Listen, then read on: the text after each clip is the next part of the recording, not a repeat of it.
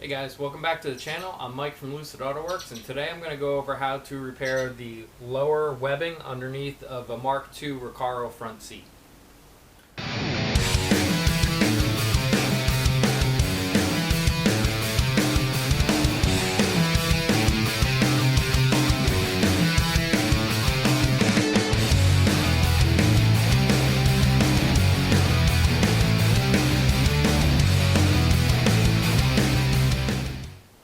Rather than having to order any custom pieces to do this repair, this can all be done with stuff you'd be able to find locally in most places. So let's get started.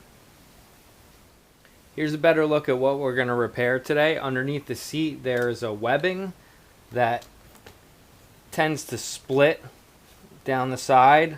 You'll start to see some yellow foam on the floor from sometimes the foam actually rubbing on some parts and moving when you sit down in the seat.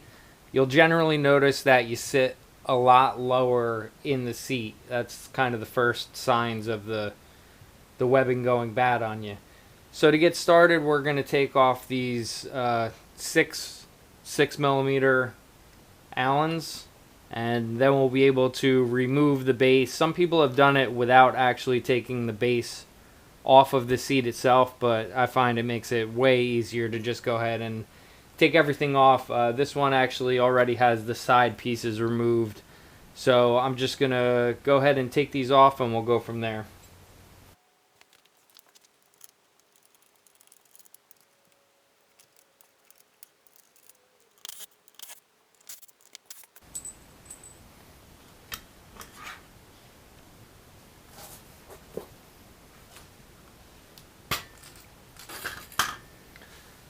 Now that we have the base out of the way, you can see it's clearly split down the center. So you're just going to go ahead and unhook all of these.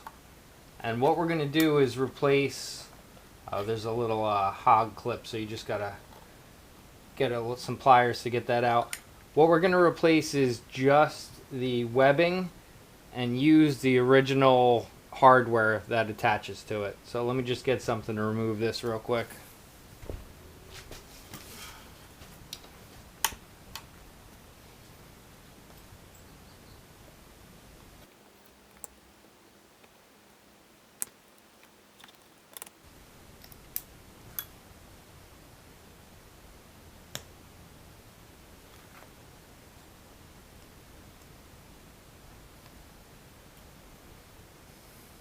And there it is. You could just, it's just a rolled over piece of metal, and you could just separate the two ends and it'll pull out.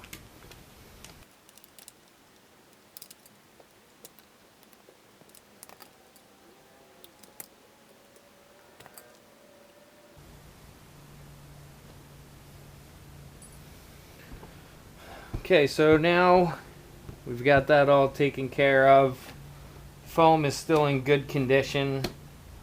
You want to kind of push it back up to where it needs to be.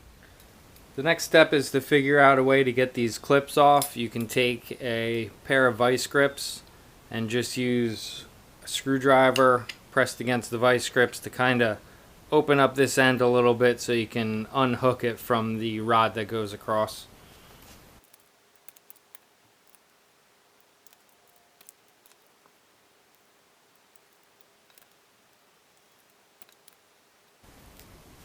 And then you're going to also want to get something and just slit along there and remove the rod itself.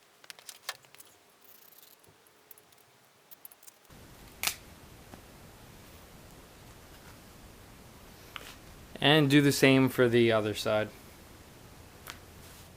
So now we have 2 rods, 2 hog rings, and 10 clips that we've removed, so we can just set them all aside. What I've got laid out is a roll of shower pan liner. It's available at Home Depot, Lowe's, any of those big box stores. It's a 40mm PVC material. Comes in about a 2-foot wide roll. What we're going to do is mark off 15 inches and use the entire 2 feet and cut it across at 15 inches to start.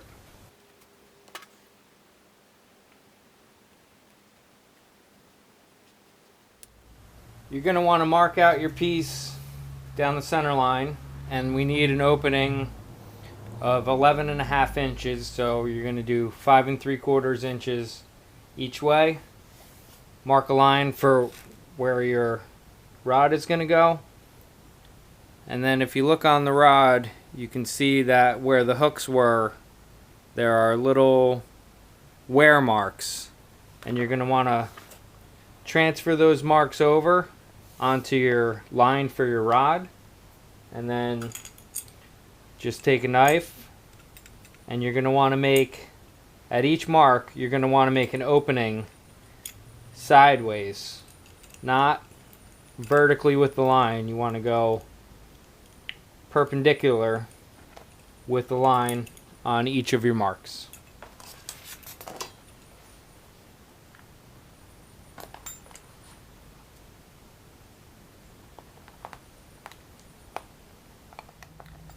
The next thing you're going to want to do is to reinstall 5 clips all in the same direction, and take your needle nose pliers and just kind of crimp them back down so they don't move. 5 clips per rod.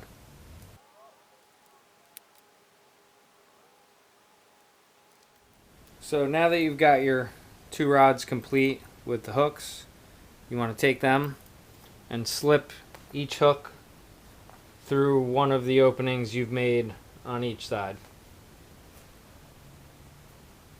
You're going to want to do this so that the hooks are actually facing upwards once you bring them through.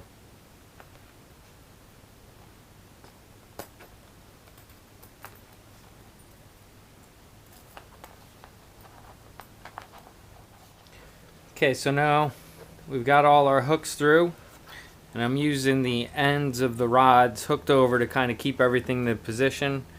You want to be able to pull the hook completely through the opening.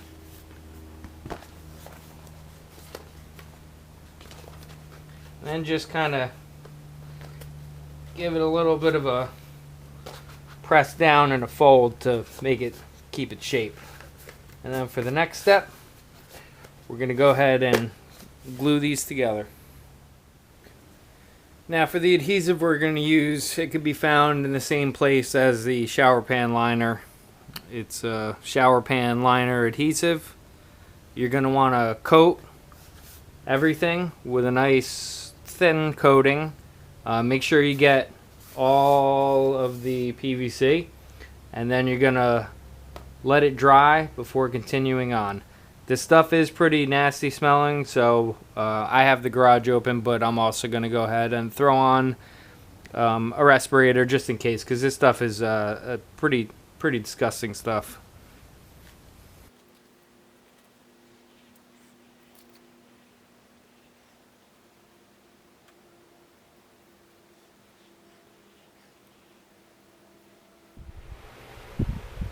Okay, so I've got the whole thing coated with adhesive, and I'm just letting it dry out.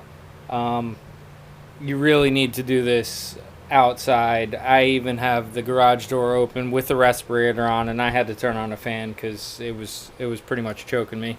So well ventilated area, no joking around on that one.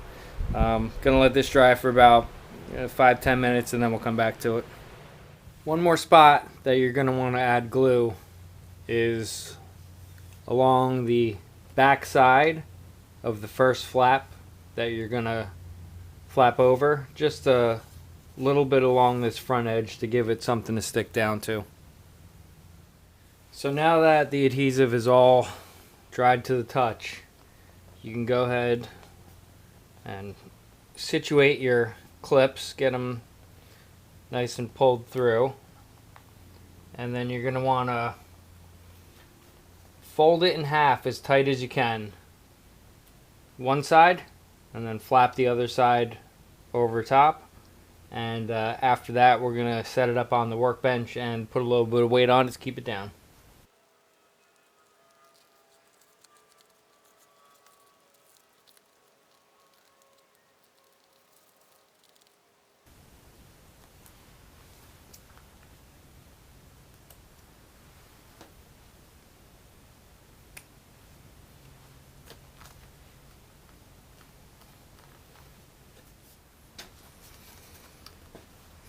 So now I've got it up on a flat surface.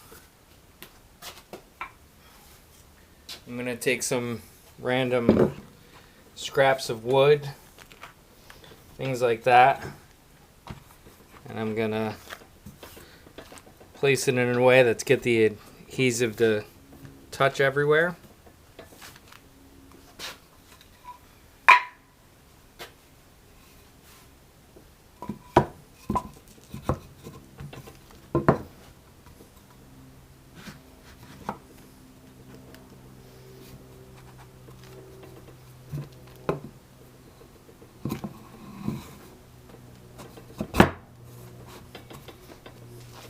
And I'm going to add some weight on top.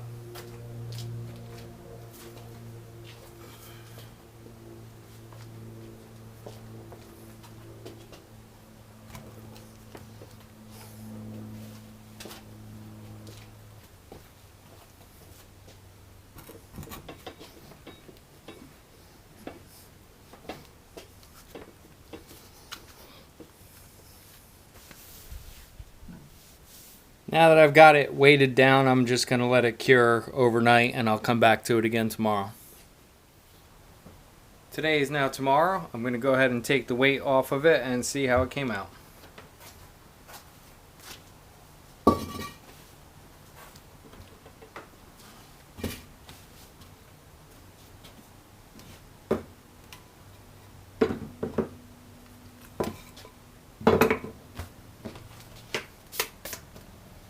And there you go. It's been sitting on there for probably a little over 12 hours. You can see it made itself into one nice little bit of an overlap right there. And so now all we got to do is reinstall it back on the bottom of the seat. Okay, we're back at our seat. And then all we got to do is take them with the hooks facing inwards like this. And hook all those pieces on, then come around and stretch the bottoms. If you need a little bit of help, you could use a pair of pliers to pull for you, but then get this stretched out and put the hooks on the lower section. It might be a little better to start off with the middle ones actually.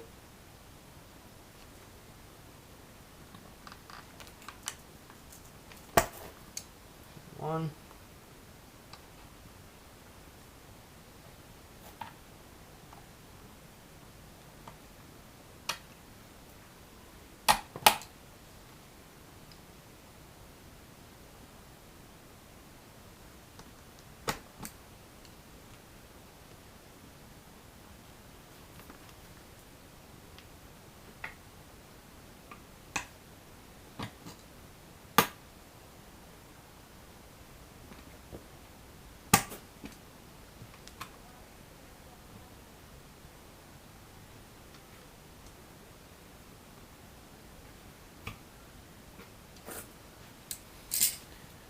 And there you go.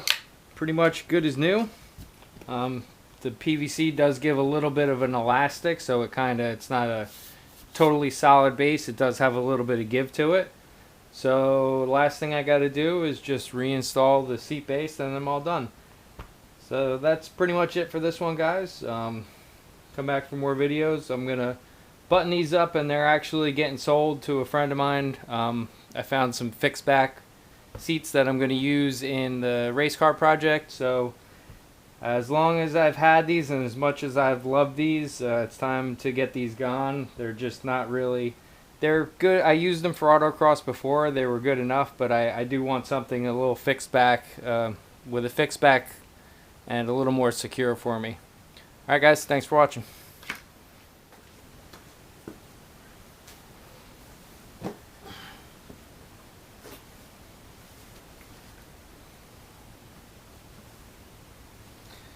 Yeah, I'm definitely going to miss these seats. Enjoy them, Chuck.